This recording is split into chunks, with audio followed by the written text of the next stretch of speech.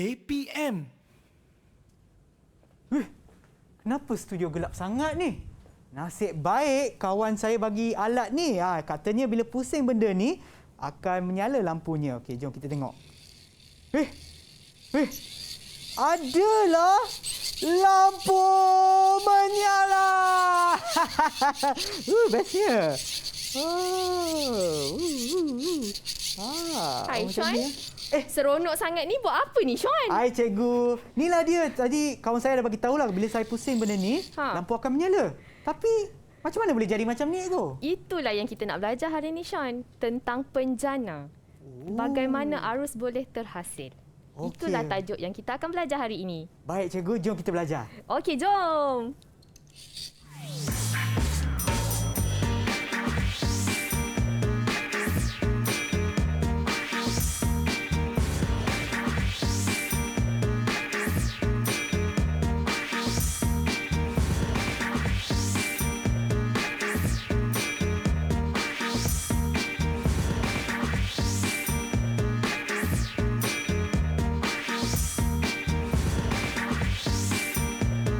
Salam sejahtera, anda sedang menonton Sukses SPM 2021 bersama dengan saya, Sean Steven selaku hos anda, dan juga bersama kita pada hari ini adalah Cikgu Nisa. Hai Cikgu. Hai Sean. Sihat Cikgu? Sihat. Dan sebelum kita teruskan, apa kata kita amalkan SOP Cikgu? Di hadapan saya sini ada botol gel pembasmi kuman. Silakan Cikgu.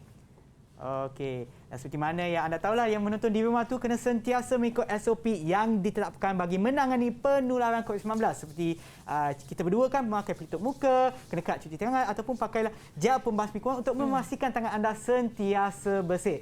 Dan seperti mana yang anda tahu, setiap kali kita ada Sukses SPM 2021, bukan kita berdua saja kan Cikgu? Ya, betul. Kita juga ada kawan-kawan saya yang ada dalam talian bersama dengan kita pada hari ini. Jom kita tengok siapakah mereka. Hai semua. Itulah dia muka-muka yang akan bersama kita, dan mereka adalah dari 3 sekolah yang berbeza. Okey, saya akan sebutkan nama anda. Sila kenalkan diri anda ya. Kita mulakan dulu dengan Ashikin. Hai, Assalamualaikum dan salam sejahtera. Nama saya Nur Ashikin binti Jaafar daripada SMK Raja Ali. Boleh panggil saya Ash. Wow, Ash. Okey, terima kasih Ash. Dan seterusnya kita ada Kimi. Hai, Assalamualaikum. Saya Muhammad Luqman Hakimi bin Syamizan dari SMK Raja Ali. Boleh panggil saya Kimi. Baik, Kimi, terima kasih. Dan seterusnya kita ada Nurin Batrisha ataupun Bat. Hai, Assalamualaikum dan selamat sejahtera. Nama saya Nurin Batrisha binti Shalan Arif. Saya dari Sekolah Menengah Kebangsaan Raja Ali. Boleh panggil saya Bat. Okey, terima kasih Bat. Kita balik pula kepada Muhammad Amir Takif ataupun Mat. Assalamualaikum. Hai, nama saya Muhammad Amir Sakif bin Muhammad Daud. Saya daripada Sekolah Menengah Islam Amir Gombak. Boleh panggil Mat. Okey, terima kasih Mat. Dan seterusnya kita ada Adam. Assalamualaikum dan salam sejahtera. Nama saya Adam bin Razali daripada Sekolah Menengah Islam Al-Amin Gombak. Boleh panggil saya Adam. Okey, terima kasih Adam. Dan yang terakhir kita ada Sarah daripada salah sebuah sekolah swasta di Pulau Pinang. Silakan. Hai, nama saya Sarah Shakira. Boleh panggil Sarah. Saya dari sekolah swasta Pulau Pinang. Okey, baik. Terima kasih. Baiklah, kita dah berkenalan dengan kawan-kawan saya ada dalam talian. Apa kata kita berkenalan pula dengan topik kita pada hari ini. Apa sebenarnya yang kita akan belajar? Okey, hari ini sebenarnya Sean, kita akan sambung tajuk elektromagnet kita yang terdahulu. Dahulu kita dah belajar elektromagnet siri 1. Hari ini kita akan sambung dengan elektromagnet siri 2, iaitu tajuk yang kita belajar hari ini adalah aruhan elektromagnet dan juga transformer. Jadi dekat sini apa yang kita akan belajar yang Sean tunjuk tadi. Yang ni bagaimana boleh menyala lampu tu. Macam mana boleh menyala lampu tu kan? Daripada mana datang arus elektrik tu? Itulah yang kita akan belajar pada hari ini. Okey, baiklah cikgu. Dan kepada mereka yang nak tahu bagaimana arus elektrik ni boleh dihasilkan, jangan ke mana-mana, kita akan berehat seketika dan kembali semula ke Sukses SPM 2021. Didik TV KPM. Didik TV KPM. Anda sedang menonton Sukses SPM 2021 bersama dengan saya Sean Steven dan juga Cikgu Nisa. Untuk mata pelajaran kita pada hari ini iaitu fizik. Okey, baiklah, dan sebelum kita mulakan pembelajaran kita, saya sebenarnya nak tanya pendapat daripada kawan-kawan saya ada dalam talian. Mungkin kita boleh mulakan dengan Mat. Apakah pendapat anda berkenaan dengan topik pembelajaran kita hari ini? Okey, Abang Sean. Jadi untuk tajuk elektromagnet, siri yang kedua ni, bagi saya tajuk ni satu tajuk yang sangat menarik antara tajuk yang menarik dalam subjek fizik ni. Sebab dalam tajuk ni saya dapat tahu yang sebenarnya untuk kita jana arus tu yang kita guna untuk nyalakan mentol dan peralatan elektrik yang lain tu, sebenarnya kita tak semestinya bergantung kepada bekalan kuasa tau. Bekalan kuasa tu macam bateri ataupun soket. Tapi sebenarnya dengan kalau kita aplikasikan elektromagnet ni, dengan kita ada magnet dengan konduktor pun kita boleh hasilkan arus. Tapi cuma beza dia untuk arus tu arus aruhan dan dia perlukan tenaga kerja yang lebih So macam katakan kita tiba-tiba kan rumah blackout, so dalam keadaan bekalan kuasa tak ada, kita bolehlah aplikasikan elektromagnet ni macam Abang Sean tadi kan, pusing-pusing kan. Saya pun ada satu kat rumah. So itulah saya rasa menarik sebab kita pun aplikasi dalam kehidupan seharian kita macam tu lah. Okey, terima kasih Mat. Memang baguslah pendapat dia. Kita boleh tanyalah pendapat lain daripada murid-murid lain. Mungkin kita boleh tanya Bat. Ya, Batrisha? Silakan. Apakah pendapat anda? Okey, tadi Mat dah cakap pasal aplikasi yang lain kan? Okey, saya nak cakap pasal aplikasi yang lain pula. Banyak perkara harian yang berkait dengan elektromagnet ni. Contohnya, penggunaan transformer dalam caj telefon kita. Okey, penggunaan caj telefon tu dia menggunakan transformer injak turun. Sebab apa? Okey, bayangkan setiap telefon ni mempunyai voltan yang telah ditetapkan. So, bayangkan setiap rumah dibekalkan dengan 240 voltan kuasa. Tetapi, telefon hanya memerlukan 5 voltan sahaja. Jadi, di sinilah transformer injak turun digunakan. Transformer injak turun ni akan merendahkan voltan yang diterima dari 240 voltan ke 5 voltan supaya phone kita tak meletup bila charge. Okey, memang baik. Ini pun merupakan salah satu aplikasi kepada topik yang kita akan belajar ini. Ya. Terima kasih, Bat. Dan mungkin kita boleh tanya lagi seorang. Mungkin kita boleh tanya Sarah. Apakah pendapat anda berkenaan dengan topik kita hari ini? Pendapat saya tentang topik kita hari ini ialah penghasilan arus terarus atau daya gerak elektrik terarus tanpa menggunakan sebarang sumber elektrik dengan membuat gerakan relatif di antara konduktor atau magnet. Contoh, gerakan relatif di antara konduktor dengan medan magnet ini akan menyebabkan berlakunya pemotongan medan iaitu flux magnet. Okeylah, memang menariklah cikgu topik kita pada hari ini. Dan okey, terima kasih Sarah, dan memang menarik juga cikgu topik kita pada hari ini. Dan tanpa melengahkan masa lagi, apa kata kita mulakan pembelajaran kita. Silakan cikgu. Okey, semua dah sedia. Jadi cikgu akan mulakan pembelajaran kita pada hari ini. Kita seperti yang cikgu telah maklumkan, tajuk kita adalah aruhan elektromagnet dan juga transformer. Okey, pertama sekali, apakah definisi yang kita sebut-sebut tentang aruhan elektromagnet? Okey, ia sebenarnya adalah penghasilan DGE aruhan merentasi suatu konduktor apabila terdapat gerakan relatif bergerak antara konduktor itu dengan suatu medan magnet, atau apabila konduktor itu berada di dalam magnet yang berubah. Okey, macam mana? Okey, sebeginilah apa yang telah ayat tadi tu cikgu gambarkan dalam bentuk ilustrasi. Okey, untuk menerangkan dengan lebih lanjut, cikgu nak jemput salah seorang daripada murid cikgu untuk menerangkan apakah yang terdapat pada rajah ni. Ada sesiapa? Saya nak cuba cikgu. Okey, sila Ash. Rajah di bahagian kiri tu menunjukkan adanya pergerakan konduktor yang merentasi medan magnet. Manakala rajah bahagian kanan menunjukkan jadi pergerakan kedua-dua objek itu akan menyebabkan pemotongan flux magnet yang akan menghasilkan aruhan elektromagnet. Okey, betul ya. Kata kuncinya di sini, Sean, adalah mesti terdapat pemotongan flux magnet. Apa dia flux magnet? Okey, kalau Sean tengok, ada nampak anak panah. Anak panah warna hijau tu. Yang ni kan warna hijau kan? Anak panah warna hijau itu menunjukkan garisan medan magnet. So kita boleh gambarkan sebagai garisan medan magnet ni sebagai flux magnet. Okey, baik. Okey, jadi apabila terdapat pemotongan pada flux magnet itu, maka akan terhasillah DGE aruhan tadi. Okey, bila terdapat DGE aruhan, itu yang lampu boleh menyala. Okey, di sini ada dua cara. Yang pertama, okey, seperti yang telah Ash terangkan tadi, magnet pegun. Okey, konduktor bergerak. Maksudnya kita gerakkan dawai. Okay, jadi ada pemotongan flux magnet. Yang kedua, cara yang kedua adalah konduktor dikekalkan, dipegunkan tetapi menggerakkan magnet.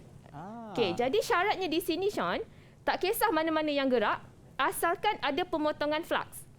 Jadi keywords dia, kata kunci. Kata kunci untuk menerangkan aruhan elektromagnet ini mestilah ada pemotongan flux magnet. Kena tengok. Asal ada je pemotongan flux magnet, maksudnya dekat situ akan terhasillah DGE aruhan.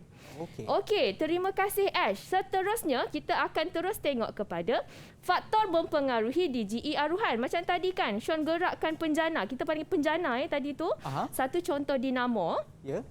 Bila Sean gerakkan masa awal-awal Sean gerakkan perlahan, lampu itu akan nampak malap.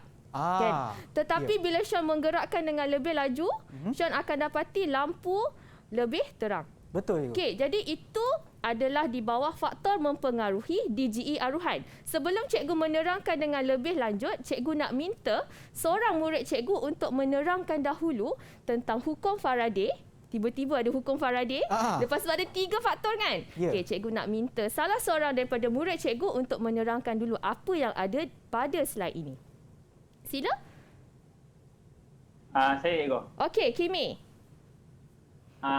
Hukum Faraday telah menyatakan bahawa magnitude DGE aruhan adalah berkadar terus dengan kadar pemotongan flux. Okey. So apabila laju gerakan relatif bertambah, bilangan lilitan solenoid dan kekuatan medan magnet juga akan bertambah. Betul? Kesimpulannya, kadar pemotongan flux juga akan turut bertambah dan mempengaruhi DGE aruhan. Okey, betul. Terima kasih Kimi dengan penjelasan itu ya. Jadi apa yang Kimi telah terangkan tadi adalah tentang hukum Faraday. Jadi hukum Faraday menyatakan bahawa kadar pemotongan flux magnet ini adalah berkadar terus dengan DGE aruhan. Bermaksud ada 3 faktor yang boleh menyebabkan kadar pemotongan flux magnet itu bertambah, maka DGE aruhan turut bertambah. Yang pertama iaitu laju gerakan relatif. Gerakkan lagi laju, potong lagi laju. Ya, betul. Bermaksud DGE aruhan akan bertambahlah. Okey, yang kedua bilangan lilitan solenoid. Seperti dalam rajah cikgu, bilangan lilitan akan mempengaruhi DGE aruhan. Semakin bertambah bilangan lilitan solenoid, maka semakin bertambahlah DGE aruhan yang terhasil. Yang ketiga pula ialah kekuatan medan magnet. Macam kita fikir secara logik lah kan. Bila magnet bertambah kuat, maka bertambahlah DGE aruhan yang terhasil tadi. So jadi itulah dia faktor yang mempengaruhi DGE aruhan. Okey, seterusnya. Banyak cikgu nak ajar hari ni sebelum kita jawab soalan. Okey, arah arus aruhan dalam dawai lurus. Ada 2 sebenarnya. Okey, arah ni nak menentukan arah dalam dawai lurus dan untuk menentukan arah arus aruhan dalam solenoid. Cikgu nak minta murid cikgu juga untuk menerangkan dahulu sebelum cikgu buat satu kesimpulan. Okey, cikgu nak jemput mungkin siapa ya yang nak terangkan? Cikgu, saya nak cuba cikgu. Okey, Adam. Sila Adam. Okey, jadi seperti yang kita tahu, bila berlakunya pemotongan flux magnet, arus aruhan akan terhasil dalam konduktor. Betul. Jadi macam mana kita nak tentukan arah pengaliran arus aruhan ini? Kalau konduktor tu dalam bentuk dawai lurus, kita guna petua tangan kanan Fleming. Di mana ibu jari kita menuju kepada arah pergerakan dawai. Sama ada dawai itu yang bergerak ataupun magnet yang berada di sekeliling konduktor itu yang bergerak. Kemudian ibu jari tunjuk kita menuju kepada arah pergerakan medan magnet daripada utara ke selatan, dan akhir sekali jari tengah kita menuju kepada arah pengaliran arus aruhan. Jadi betul. Nak kasih lagi faham, kita tengok contoh 2 tu, di mana arah gerakan dawai dia ke atas. Jadi kita tujukan ibu jari kita ke atas macam ni. Kemudian arah pergerakan medan magnet dia daripada utara ke selatan, dari kanan ke kiri. Jadi kita tunjukkan jari tunjuk kita ke kiri. Sebegini. Kemudian kita tengok jari tengah kita menuju ke arah kita. Jadi kita dapat tentukan bahawa arus aruhan mengalir ke arah kita. Itu saja. Betul. Terima kasih. Jelaskan penjelasan tu tadi. Okey, sebenarnya dalam tajuk aruhan elektromagnet ni ada dua petua. Satu petua tangan kanan Fleming, satu lagi petua tangan kiri Fleming. Episod terdahulu murid-murid telah mempelajari petua tangan kiri Fleming. Okey. Hari ini petua tangan kanan pula. Jadi jangan tersilap. Okey, untuk petua tangan kiri ini kita kenali sebagai petua motor. Okey, untuk tangan kanan, petua untuk penjana. Okey. Terima kasih Adam.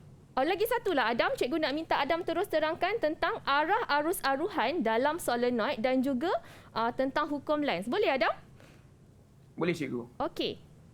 Jadi tadi kita gunakan petua tangan kanan Fleming kalau dawai itu dalam bentuk dawai lurus. Betul. Tapi kalau konduktor itu dalam bentuk gegelung ataupun solenoid, betul. Nak tentukan arah arus aruhan tu kita gunakan hukum Lenz. Alright. Jadi macam mana kita tentukan hukum Lenz ni? Hukum Lenz ni cakap bahawa arus aruhan sentiasa mengalir pada arah yang menentang perubahan flux magnet yang menyebabkannya. Faham ke tu Adam ayat tu? Sebenarnya kurang faham cikgu. Okey, cikgu akan perjelaskan lagi apa yang dimaksudkan oleh hukum Lenz. Terima kasih Adam. Hukum Lenz menyatakan bahawa arus aruhan sentiasa mengalir pada arah yang menentang perubahan flux magnet yang menyebabkannya. Untuk menjelaskan dengan lebih lanjut apakah maksud ayat yang agak mengelirukan ini, cikgu akan menunjukkan satu demonstrasi untuk menunjukkan hukum Lenz. Okey, di sini cikgu ada bawa satu tiub copper, kuprum, tiub kuprum. Okey, bersama dengan magnet. Okey. Lepas tu cikgu ada besi. Right. Jadi cikgu akan masukkan dahulu besi ke dalam tiub kuprum ini. Tengok ya Sean apa yang akan berlaku. Murid-murid di rumah juga tolong perhatikan apa yang berlaku. Ada apa-apa berlaku? Dia jatuh? Jatuh je lah kan? Dengan laju. Okey, kalau cikgu masukkan berbola, tengok cikgu yang ini memang magnet berbola magnet. Okey. Tengok ya, saiz. Ini satu berbola magnet, saiz yang kecil. Okey. Satu lagi, cikgu bawa magnet dengan yang lebih besar, saiz yang lebih besar. Satu kecil, bentuk berbola. Satu lagi, bentuk silinder yang lebih besar. Kedua-duanya adalah magnet neodymium. Okey, cikgu masukkan ya. Okey, Sean tengok tau. Yang ini cikgu masukkan yang kecil dahulu. Macam perlahan je. Macam perlahan Okey, cikgu masukkan pula magnet yang lebih besar. Okey. Mana ni? Dah turun ke tidak?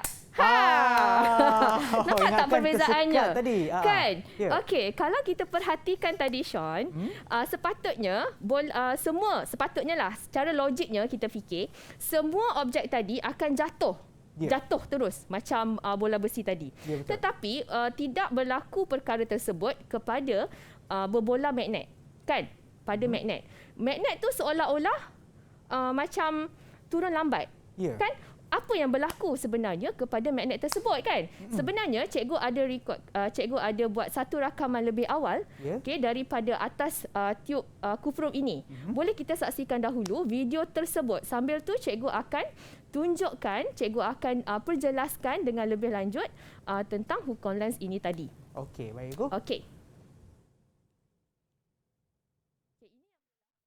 Dalam tiub kuprum. Seolah-olah magnet ini okey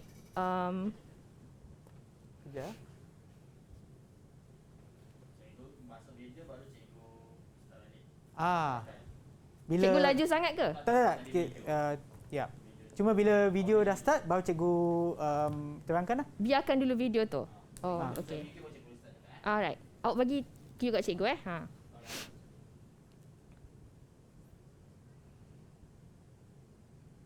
Okey, inilah yang berlaku di dalam tiub kuprum itu tadi. Kita nampak seolah-olah magnet ini ada sesuatu yang menolak magnet ini hingga menyebabkan magnet ini lambat turun ke bawah. Itulah yang dinyatakan oleh hukum Lenz. Magnet bergerak ke bawah tetapi arah arus aruhan melawan yang menyebabkannya. Daya menyebabkannya. Apa tadi kan? Flux magnet. Arah yang menentang perubahan flux magnet yang menyebabkannya. Jadi magnet tu bergerak ke bawah. Okay, jadi berdasarkan hukum Lenz, dia kata arus aruhan mengalir pada arah yang menentang perubahan flux magnet itu tadi. Iaitu arah menurut hukum Lenz, arahnya adalah ke atas. Ke atas. Itulah maksud dia. Jelas jelas tak? Okey. Boleh jelas tak? Saya faham, Cikgu. Boleh faham? Kawan-kawan saya faham tak? Murid-murid saya boleh faham?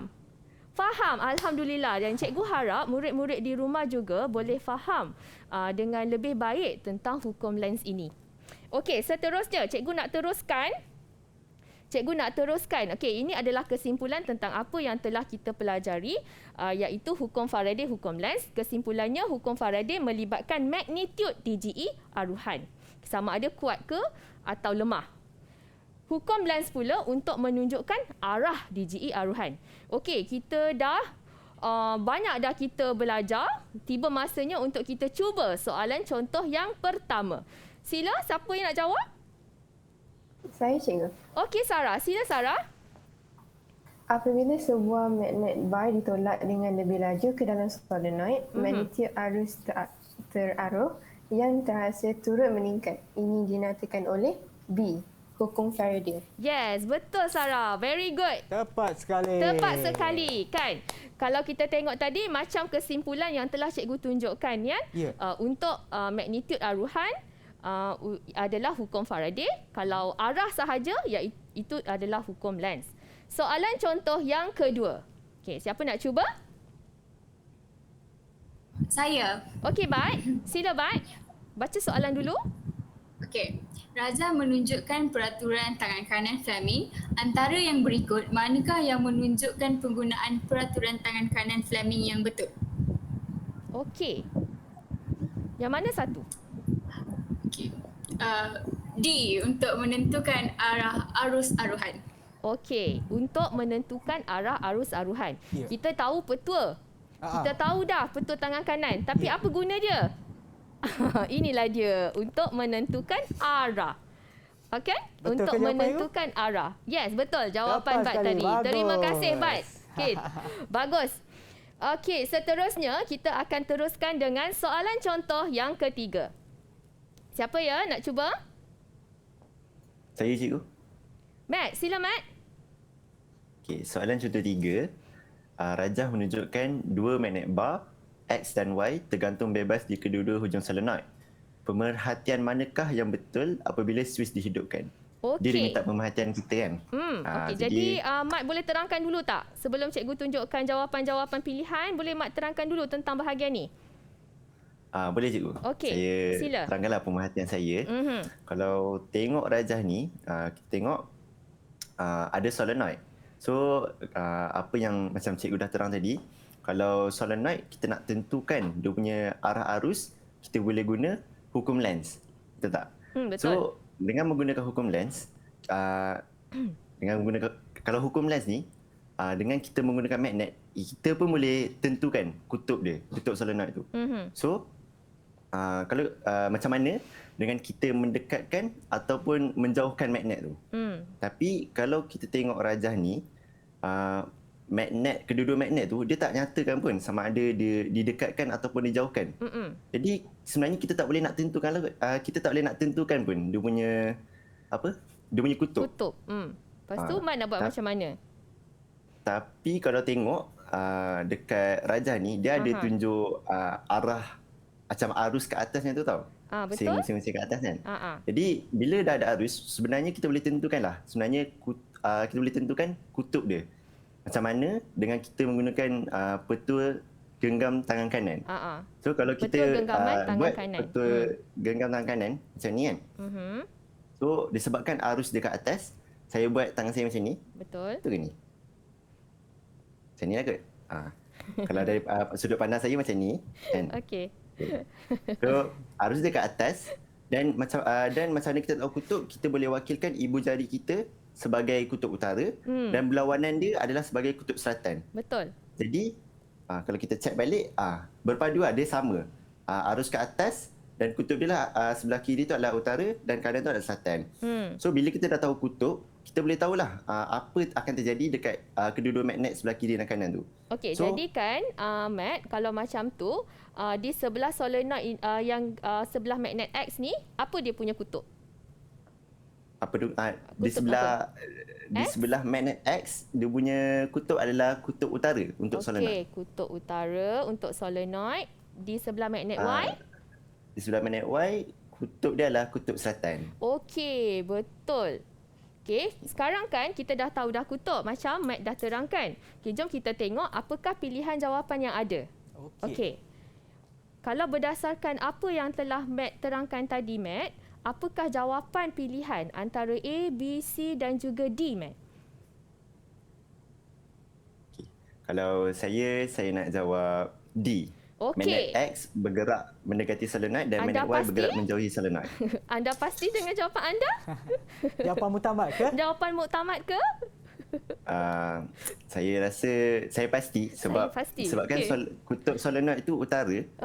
Magnet X tu kan kutub dia selatan. Jadi kita tahu apabila kutub tu berbeza dia akan tertarik. Okey, jom kita tengok. Yes. Betul. Tepat sekali apa yang telah Matt terangkan tadi.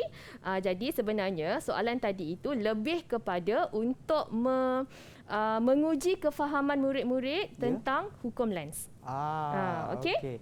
Dan sebelum kita teruskan, saya rasa kita dah belajar dah berkenaan dengan hukum Lenz, hukum Faraday dan juga tangan kanan Fleming, dan seperti yang dikatakan oleh Mat tadi adalah genggaman tangan kanan. Dan sebelum kita teruskan, apa kata kita rehat seketika dan kembali semula ke Sukses SPM 2021.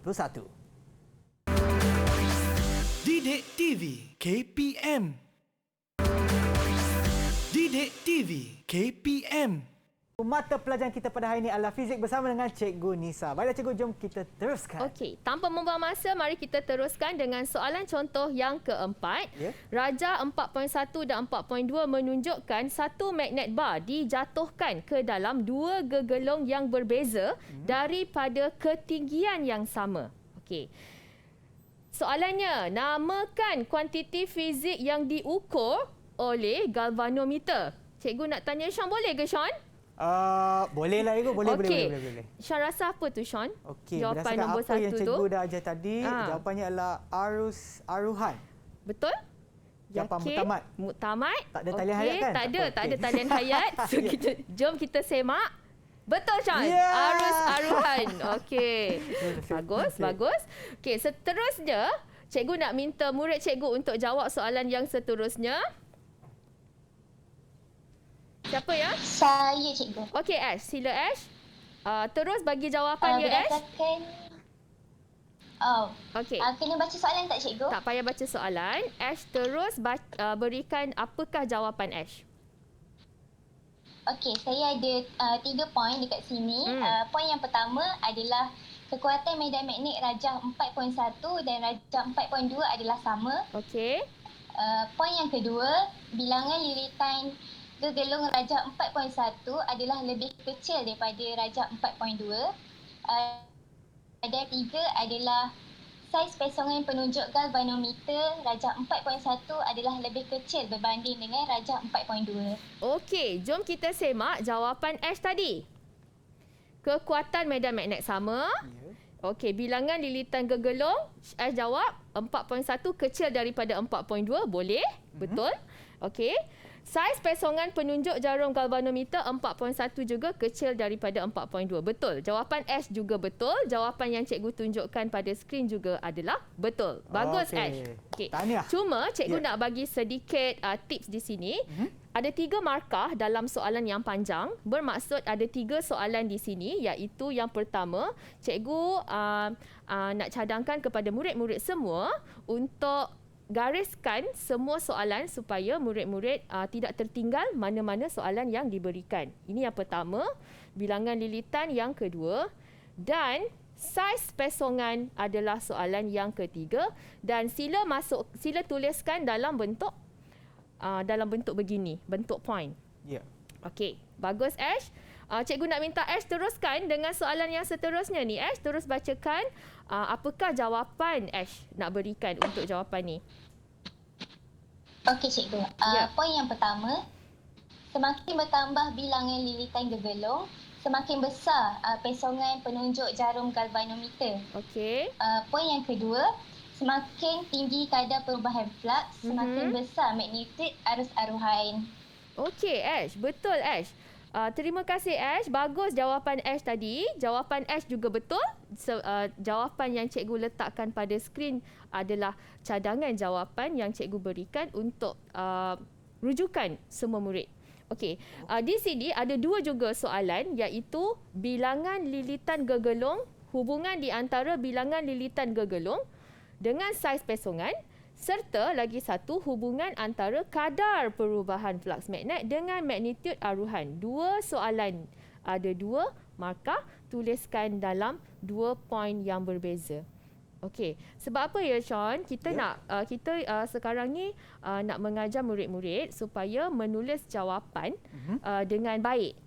Supaya peluang untuk mendapatkan markah itu adalah lebih tinggi. Ya, betul. Jadi jangan kalau boleh jangan sambung semua ayat itu dalam satu ayat yang panjang semua kan. Asingkan mana jawapan yang untuk nombor 1, mana jawapan yang untuk nombor 2. Lagi senang untuk kita untuk memastikan kita jawab soalan yang diberikan dan juga untuk pemeriksa juga untuk melihat jawapan kita. Betul Sean. Setuju yang tu. Dan juga sebenarnya penting untuk murid menyemak semula jawapan yang telah ditulis. Okey. Terima kasih Ash. Sekarang kita nak teruskan kepada penjana. Untuk penjana ada arus terus dan juga arus ulang-alik. Cikgu nak minta siapa ya? Cikgu nak minta Kimi. Boleh Kimi? Cikgu nak minta Kimi untuk terangkan. Okey. Untuk membezakan arus penjana terus dengan penjana ulang-alik ni, first kali kita boleh tengok jenis komutator dia. Betul. First kali arus terus menggunakan jenis komutator gelang terbelah. Dan untuk arus ulang-alik pula dia menggunakan jenis komutator gelang gelincir. Okey, betul. Lepas tu kita juga boleh melihat bilangan komutator. Untuk arus terus dia menggunakan satu saja gelang. Untuk arus ulang-alik dia menggunakan 2 gelang. Betul. Okey, ini adalah cara yang mudah, yang paling mudah untuk membezakan antara penjana arus terus dan juga penjana arus ulang-alik. Terima kasih Kimi atas penjelasan tadi. Okey, seterusnya cikgu akan terangkan sedikit mengenai persamaan dan perbezaan di antara penjana arus terus serta arus ulang-alik. Okey, kedua-duanya digunakan untuk kedua-duanya mengaplikasikan aruhan elektromagnet. Gegelung diputarkan oleh daya luar macam Sean buat tadi, kan? Gegelung mesti memotong flux magnet. Yang keempat, DGE akan teraruh di dalam gegelung. Ini adalah persamaan di antara kedua-dua penjana. Okey, bagaimanapun terdapat beberapa perbezaan di antara penjana ini seperti yang tertera pada skrin cikgu. Okey, jadi cikgu tidak akan meneruskan dengan lebih banyak lagi dekat bahagian perbezaan. Kita akan terus kepada slide yang seterusnya untuk menerangkan prinsip kerja penjana arus terus. Okey, siapa nak jawab soalan ni? Saya nak jawab cikgu. Adam Ya, Adam. Ya, okey Adam, betul. Okey, saya baca dulu soalan dia. Raja 5 menunjukkan satu penjana arus terus ringkas. Terangkan prinsip kerja penjana arus terus tersebut. Okey. Jadi sebelum saya nak jawab soalan ni, saya nak cerita dulu apa yang saya faham. Macam mana cara penjana arus terus ni beroperasi. Okey, bagaimana tu? Jadi di antara dua magnet ni ada gegelung. Jadi betul. Dekat antara dua medan magnet ni, di antara dua magnet ni ada medan magnet. Jadi bila gegelung itu berputar, berlakunya pemotongan flux magnet. Jadi akan terhasilnya arus aruhan dalam gegelung. Betul. Jadi disebabkan gegelung ini berputar, maka arah arus aruhan juga akan bertukar-tukar. Jadi fungsi commutator ni adalah untuk songsangkan sambungan litar supaya arus di dalam litar luar mengalir terus. Jadi bila arus dalam litar luar ni sama, barulah mentol boleh menyala. Jadi nak jawab soalan ini, fakta pertama saya akan jawab. gegelung segi 4 berputar dalam medan magnet. Betul. Yang kedua, garis medan magnet dipotong ataupun pemotongan flux magnet. Betul. Dan arus aruhan mengalir dalam gegelung. Kemudian, komutator menyongsangkan sambungan gegelung dengan litar luar dan hari sekali arus sentiasa mengalir dalam arah yang sama dengan litar luar. Okey, betul. Bagus sekali penjelasan daripada Adam ya. Penjelasan Adam tu memang jelas. Memang jelas kan. Okey, untuk rujukan murid-murid di rumah, cikgu telah tuliskan di sini jawapan untuk kamu menyimak kamu punya jawapan nanti. Okey, terima kasih Adam. Seterusnya, kita akan teruskan kepada transformer. Okey, transformer ini adalah satu alat elektrik untuk menaik atau menurunkan voltan ulang-alik. Okey, cikgu ada bawakan satu model di sini untuk menunjukkan transformer. Okey, kalau tengok kan Sean. Ya, cikgu. Yang pertama ni mentolnya lebih cerah berbanding dengan yang kedua. Rasa-rasanya ni transformer injak naik ke injak turun? Disebabkan yang sebelumnya adalah lebih cerah dan selepas tu kurang cerah. Saya rasa ini adalah injak turun. Betul. Bagus Sean. Betul lah. Kalau semua pun boleh faham ni cikgu rasa ni. Okey, jadi ada dua jenis transformer iaitu injak turun dan juga injak naik. Satu contoh aplikasi bagi transformer injak turun ada dalam pengecas telefon bimbit kita. Okey, lagi satu injak naik pula untuk transformer injak naik ini dalam ketuhar gelombang mikro.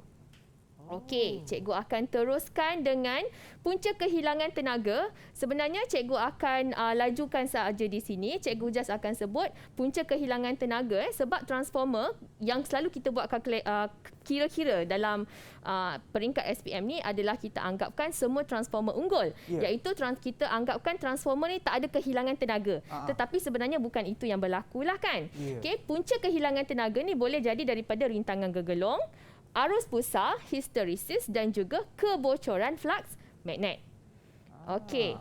Jadi inilah apa dia kesan kehilangan tenaga. Kemudian kita ada beberapa cara sebenarnya untuk mengurangkan kehilangan tenaga di dalam rintangan gegelung. Kalau rintangan gegelung tu kita boleh gunakan dawai kuprum yang lebih tebal. Untuk arus pusar kita gunakan teras besi berlamina daripada kepingan-kepingan yang nipis. Kemudian histeresis. Okey, histeresis ni berlaku berlaku kalau kita guna macam kan besi kena ada dimagnetkan dan dinyah magnetkan. Jadi kita kena gunakan teras besi lembut. Okey. Kemudian akhir sekali punca kehilangan tenaga disebabkan oleh kebocoran flux magnet macam ni kan, panjang ni. Kebocoran flux magnet akan berlaku. Jadi untuk mengurangkan kehilangan tenaga ni, maka kita akan lilitkan gegelung sekunder di atas gegelung primer seperti yang ini. Untuk mengurangkan kehilangan tenaga. Okey. Ini model ini adalah untuk pembelajaran murid-murid, tetapi dalam industri kita gunakan macam inilah sebenarnya transformer. Okey. Okey. Jadi seterusnya kita akan teruskan dengan soalan contoh yang ke-6. Baik, untuk rajah ini menunjukkan sebuah transformer dengan kecekapan rendah. Okey, jadi murid-murid ni kena ubah suai transformer supaya kecekapan transformer akan meningkat. Okey, daripada segi beberapa aspek yang telah diberikan. Okey, cikgu nak minta salah seorang daripada murid cikgu untuk berikan jawapan mereka berdasarkan apa yang telah cikgu terangkan tentang punca kehilangan tenaga dan bagaimana cara untuk mengurangkan kehilangan tenaga tadi. Siapa nak jawab soalan ni? Saya nak cuba cikgu. Ya, Sarah. Sila Sarah. Yang pertama, bagi jenis dawai, saya akan memilih kuprum. Betul. Kenapa? Kerana ia dapat mempunyai rintangan yang lebih rendah dan ia merupakan konduktor elektrik yang lebih baik. Betul. Okey, yang kedua untuk diameter dawai pula? Yang kedua, saya akan pilih yang diameter dawai yang lebih besar. Betul. Sebab apa? Untuk mengurangkan rintangan atau lebihan aliran arus. Yes, betul juga. Yang ketiga adalah jenis bahan yang digunakan untuk teras. Yang ketiga, saya akan memilih teras besi yang lembut supaya senang untuk dimagnetkan dan boleh dinyah magnetkan dengan lebih mudah. Yes, bagus. Kemudian yang keempat, ciri-ciri teras. Yang keempat, saya akan gunakan kepingan besi nipis teras besi lembut yang berlamina. Betul. Untuk mengurangkan arus pusat dan untuk dapat mengurangkan kehilangan tenaga. Ya, betul. Tepat sekali. Yang terakhir, yang kelima, jarak antara gegelung prima dengan gegelung sekunda tadi. Yang kelima, saya akan memilih jarak antara gegelung prima dan gegelung sekunda hendaklah dikurangkan dengan menggulung gegelung sekunda di atas gegelung prima untuk mengurangkan kebocoran flux magnet pada garis.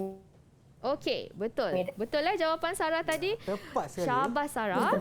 Okey, ini adalah untuk rujukan murid-murid di rumah apa jawapan yang telah diterangkan oleh Sarah tadi. Ya. Baik, seterusnya dan kita sebelum akan kita teruskan, cikgu.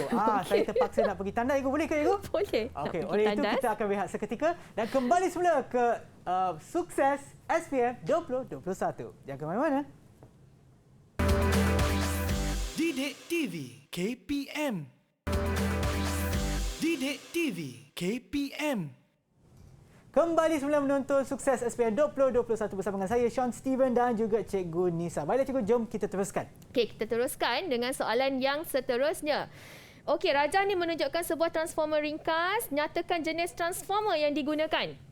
Okey, cikgu nak minta Sean lah jawab, Sean. Oh, saya cikgu? Ya, satu markah je ni, Sean. Okey, ini senang cikgu. Ini adalah transformer injak naik. Macam mana boleh tahu? Tengok. Sebab dari dia punya bilangan gegelung cikgu. Ya, pandai Sean. Kurang daripada gegelung sekunda ataupun sekunda lagi banyaklah cikgu. Okey. Tak sia-sia cikgu ajar. Kan? Okey, bagus.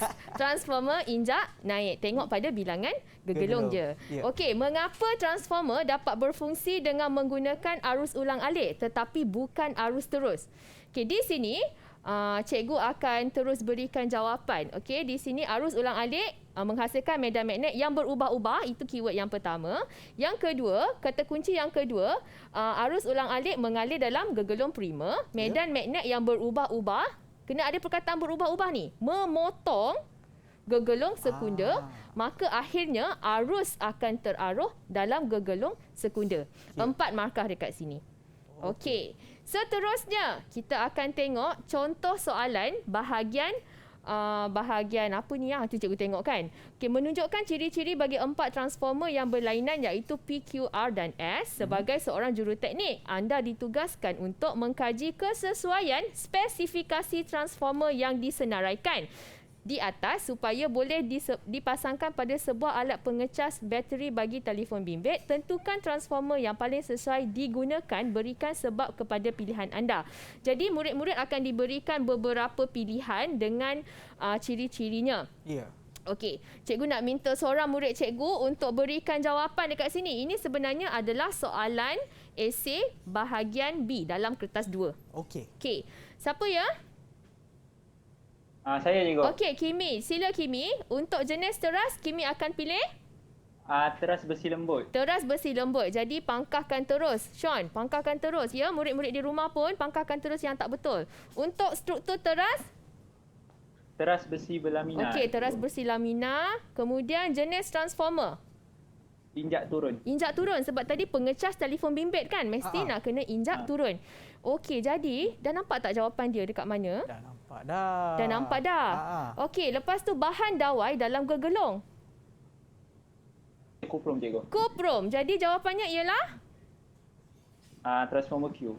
Q kan. Terus dah dapat jawapan. Sebab itu ini adalah satu cara murid-murid boleh menyingkirkan jawapan yang salah. Jadi cara untuk menulis jawapan adalah dalam bentuk jadual. Ini adalah cara terbaik yang cikgu boleh cadangkan kepada semua murid untuk menulis jawapan yang baiklah maksudnya kan. Maksud cikgu. Okey, jadi inilah caranya.